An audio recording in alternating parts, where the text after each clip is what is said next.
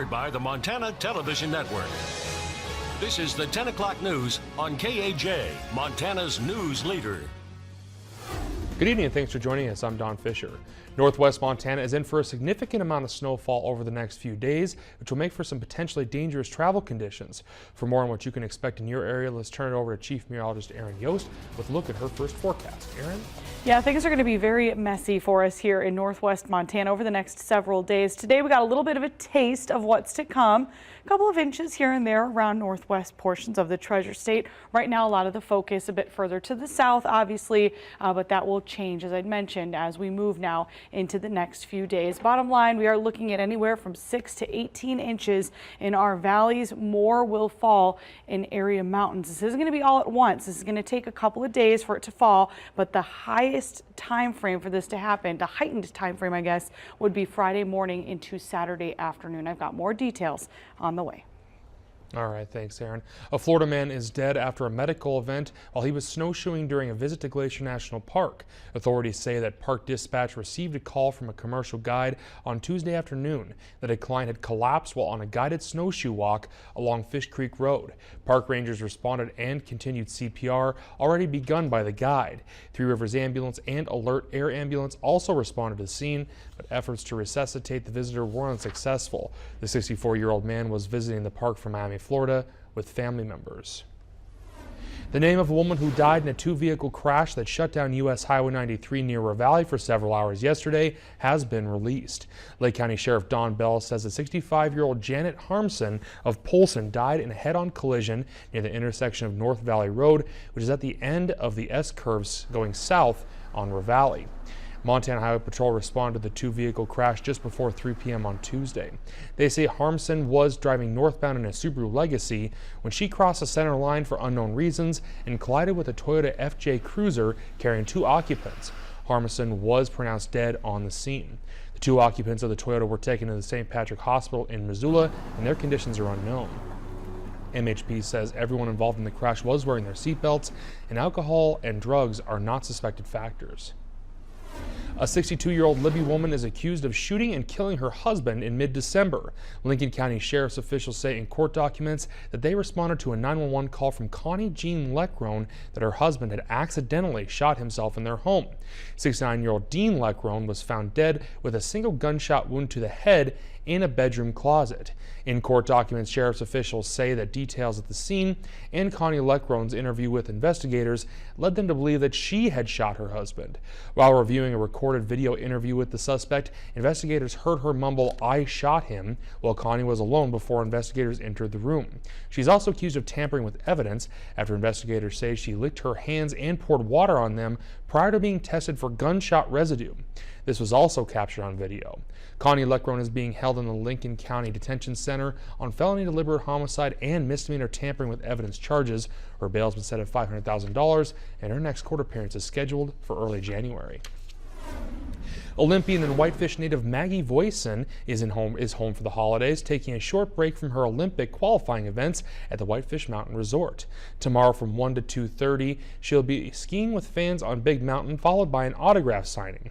The event is free and open to the public, and Voisin will be skiing laps on Chair 2, located on the front left side of the mountain. She is slated to compete in several events, including the X Games, before headed to Pyeongchang for the 2018 Winter Games.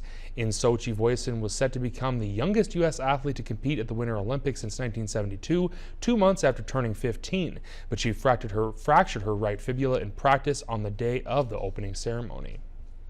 It can be challenging for parents to find childcare around the holidays, but Kalispell Parks and Rec is helping out. MTN's Jack Ginsburg shows us how. Kalispell Parks and Recreation run an after-school program throughout the school year, but they also have special camps for weeks like this when parents may be at work and their kids have no school. It's about 2.5 hours after school program. This one's about 10 hours. So it's a lot different. There's a lot more activities planned. Mostly we do field trips just to get them out. One of those field trips that the kids got to do Wednesday was a tour of the Kalispell Fire Department to see a day in the life of a firefighter. Kalispell Fire Department paramedic Doug Schwartz says it's nice to make a connection with the youth in the valley. Just kind of allows us to make a connection with kids that's hard to do, you know, as people get busy and older and things aren't as interesting to people anymore. Kids are really fascinated by the fire trucks in the station and the people here, and So it's kind of nice to capitalize on that excitement. Not only do the firefighters let the kids play with their toys, but they teach them about fire safety as well. We like to leave them with a good message for fire safety, just to kind of get that seed planted in their heads that hopefully down the road, kind of keeps them thinking about the things they do being safe and preventing the things that are easily preventable. And the fun didn't stop there at the fire department today. The kids came back here to Elrod Elementary to have lunchtime and some recess in the gym before heading outside to have a snowman making competition. During weeks like this, Boyd says it's nice that the camp can give some parents a bit of relief while they're at work. Everyone tries to get it off for the holidays, and when they can't, it's just really special that we have a program like this to help people like that, because it's really difficult to find stuff like childcare during the holidays. And not only is it convenient for parents, but a great experience for the kids as well. I think that they just really enjoy being able to have a free time away from parents and all that family stuff, and it really makes it a lot better environment when there's a lot more kids, and the kids are just way happier. They listen better. It's awesome. I think they really enjoy it. In Kalispell, Jack Ginsburg, MTN News. And that program continues through the week. Montana regulators say they've taken action to require utility companies to pass the benefits they receive from the federal tax reform onto their customers.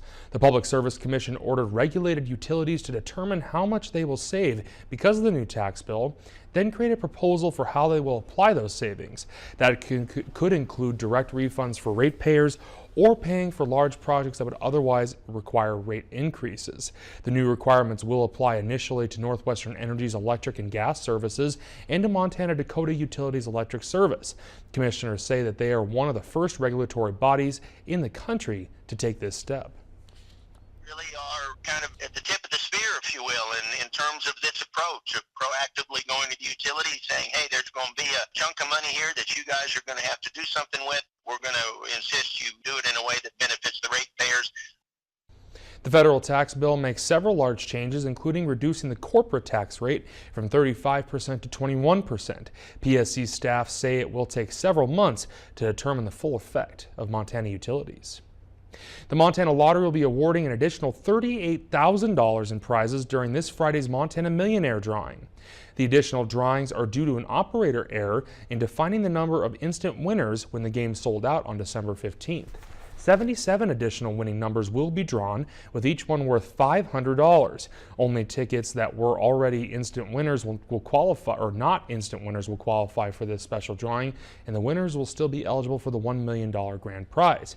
People are encouraged to reach out to the lottery if they have any questions or think they've won this week. Be sure to call us or to reach out. You can stop by if you're in Helena.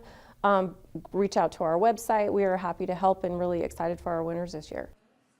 Montana Lottery says they want to be as transparent as possible for these additional drawings and ensure all prize money gets distributed. The 2017 Montana Millionaire Drawing will be held at 10 a.m. this Friday. And coming up, Aaron has details on the serious snow headed our way and the potentially dangerous travel conditions that go with it. Plus, from hurricanes to wildfires and mass shootings, 2017 was one crazy year. We take a look back at some of the top national headlines later on KAJ.